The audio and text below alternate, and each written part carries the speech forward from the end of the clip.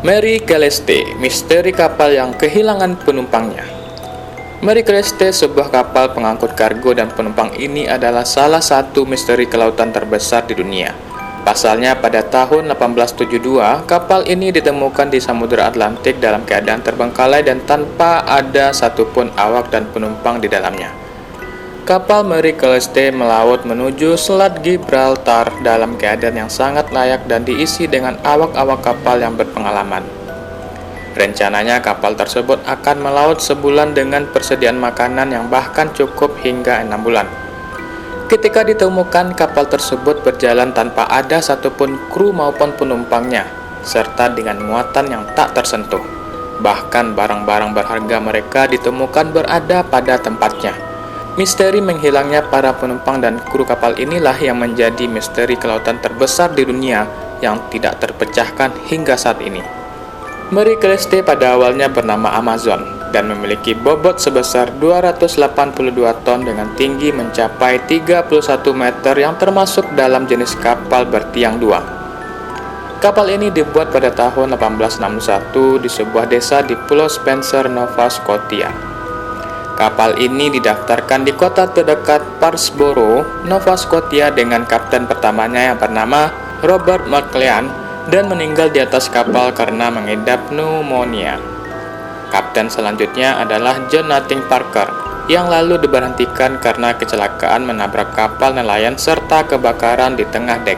Selanjutnya kapal dibawahi oleh Kapten Nova Scotian yang membawa Amazon berlayar melewati angin topan di Glace Bay. Akibat perjalanan tersebut, Amazon mengalami kerusakan parah dan dijual kepada Richard Haines dari New York seharga $1.750. Amazon mengalami perbaikan besar-besaran dan menghabiskan biaya hingga $882 kala itu. Kemudian pada tahun 1962, kapal Amazon terdaftar di Amerika dan berganti nama menjadi Mary Celeste dengan pemilik barunya dan dibawahi oleh Kapten Benjamin Spooner Briggs. Kapal tersebut telah berhasil melintasi Samudra Atlantik serta ikut dalam perdagangan di wilayah pelabuhan Adriatik. 5 November 1872, Mary Celeste membawa muatan sebanyak 1.701 barel alkohol di bawah pimpinan Benjamin Briggs menuju Genoa, Italia. Muatan tersebut berasal dari industri Meissner Ackerman dengan total harga mencapai $35 dan menggunakan asuransi kapal serta muatannya sebesar $46.000. Kapten Benjamin Briggs berangkat dari Staten Island dengan membawa 7 orang kru beserta istrinya, Sarah Ebrick, dan juga anak perempuan mereka yang berumur 2 tahun, Sophia Matilda, sehingga total penumpang yang dibawa Mary Celeste adalah 10 orang. Kapten Briggs sebelumnya telah memimpin setidaknya 5 kapal besar dan sudah menghabiskan hampir seluruh hidupnya di laut lepas. Ia bahkan memiliki beberapa kapal sendiri.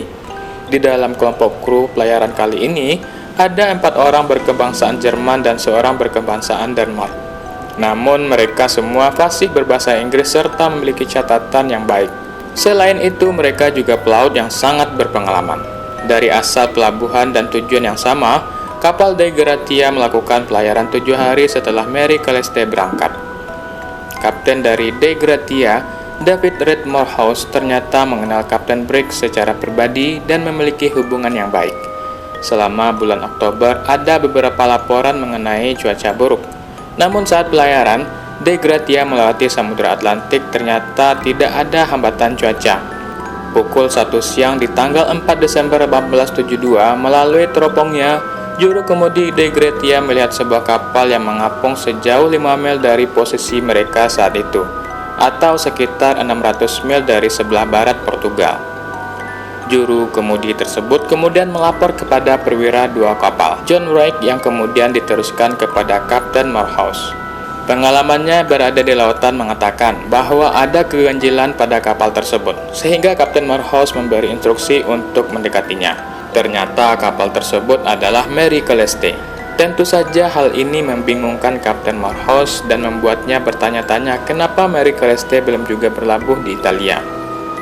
Atas perintah Kapten, Mary Celeste diperiksa selama kurang lebih 2 jam, namun mereka tidak bisa menemukan siapapun di sana.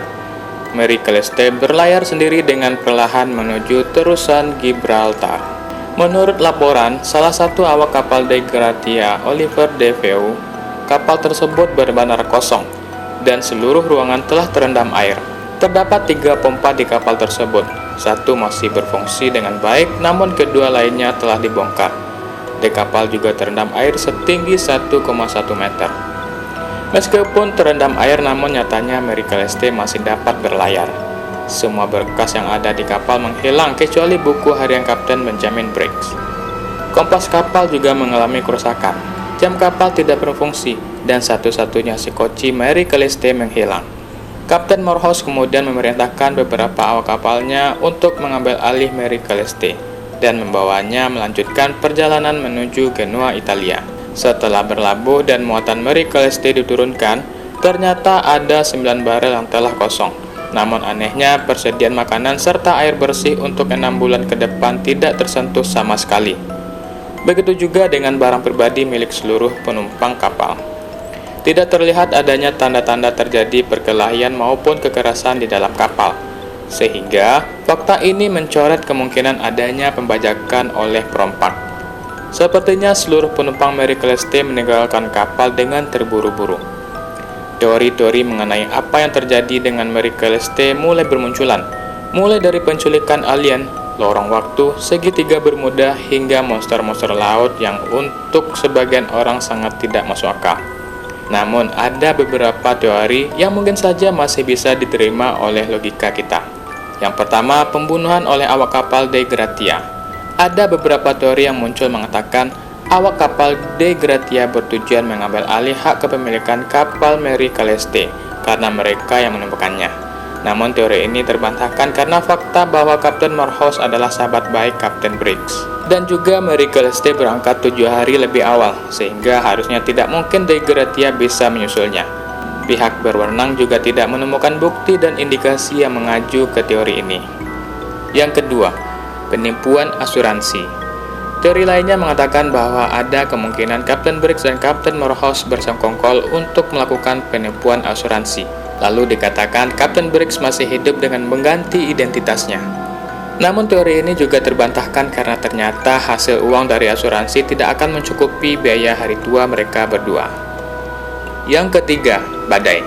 Ditemukannya genangan air di seluruh ruangan dan di dek kapal memunculkan teori bahwa Mary Celeste kala itu sedang menghadapi badai. Lalu para penumpang melarikan diri menggunakan sekoci. Memang terdengar masuk akal, namun ada beberapa fakta yang tidak dapat mendukung teori tersebut, seperti jumlah genangan air yang tidak cukup menenggelamkan kapal sebesar Mary Celeste.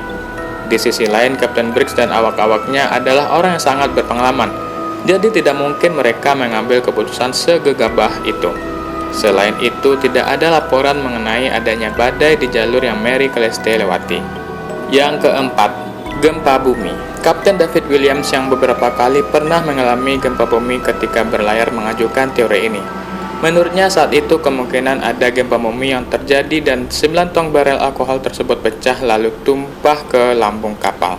Gempa ini juga memungkinkan untuk menggesernya perapian yang ada di dek. Setelah itu bau alkohol dan api yang tercium mungkin membuat para penumpang panik dan segera meninggalkan kapal untuk menyelamatkan diri. Kemudian karena kapal Mary Celeste masih dalam keadaan berlayar, penumpang yang ada di sekoci tersebut tidak dapat mengejar dan meninggal di lautan. Lagi-lagi teori yang cukup masuk akal, tapi sayangnya fakta yang ditemukan tidak mendukung teori ini, karena awak kapal De Gratia mengatakan tidak pernah merasakan adanya gempa. Begitu juga dengan para penduduk di Portugis yang mengatakan demikian. Selain itu, tidak ada bau alkohol yang tercium di kapal dan tidak ada bekas tumpahannya di dalam kapal. Yang kelima, water spout. Water spout merupakan semburan air atau fenomena ketika air laut menyembur tinggi ke atas menyerupai tornado air. Ketika fenomena ini terjadi, maka kapal akan terasa seperti tenggelam. Jika ini yang terjadi, maka para penumpang Mary Celeste akan mengalami kepanikan dan segera meninggalkan kapal untuk menyelamatkan diri. Hal ini juga menjelaskan mengapa ditemukannya genangan air, kompas yang rusak, dan kesan kapal yang ditinggalkan secara terburu-buru. Teori ini adalah teori paling masuk akal yang pernah diajukan. Yang keenam, risiko ledakan. Sebuah teori kembali diajukan oleh James Winchester. Dia mengatakan bahwa ada 9 tong barel alkohol yang kosong karena tong tersebut terbuat dari oak merah. Kayu oak merah memang dikenal sebagai kayu dengan pori-pori besar sehingga mudah bocor. Ketika mencium bau alkohol, Kapten Briggs yang tidak pernah membawa barang berbahaya kemungkinan panik akan terjadinya ledakan, lalu memerintahkan untuk dibukanya lubang palka sehingga timbullah semburan uap. Kapten Briggs yang mengira Mary Celeste akan meledak langsung memerintahkan seluruh penumpangnya untuk menyelamatkan diri secepatnya. Sejarawan Konrad Byers percaya kalau teori ini yang paling masuk akal. Teori ini juga disempurnakan oleh ilmuwan dari Jerman, Egil Weiss, dengan meminta tim dari Universitas College London untuk menciptakan eksperimen yang menunjukkan efek ledakan uap alkohol. Dalam eksperimen itu terbukti kalau uap alkohol yang terbakar telah meledakkan lubang palka sehingga terbuka. Namun sebenarnya ledakan tersebut tidak cukup kuat untuk merusak sekelilingnya. Hanya saja mungkin panik. Kapten Briggs memerintahkan seluruh penumpang untuk meninggalkan kapal. Teori ini dianggap sebagai argumen paling logis yang bisa menjelaskan misteri Mary Celeste. Setelah semua kejadian tersebut, James Winchester kemudian menjual Mary Celeste dengan kerugian cukup besar. Dan kemudian kapal tersebut terus berpindah tangan sebanyak 17 kali dalam kurun waktu 13 tahun. Pada tanggal 3 Januari 1885, pemilik terakhir Mary Celeste mencoba menenggelamkannya di Laut Karibia. Usahanya dilakukan dengan cara membakar kapal tersebut guna menipu perusahaan asuransi. Karena saat itu kapal yang memuat kargo memiliki nilai asuransi yang besar. Namun sayangnya usaha J.C. Parker diketahui oleh pihak berwenang dan dia pun dipenjara. Setelah kerusakan parah karena usaha penenggelaman tersebut, kapal Mary Celeste ditinggalkan begitu saja. Kemudian tenggelam secara perlahan-lahan dengan segala misteri yang menyelimutinya.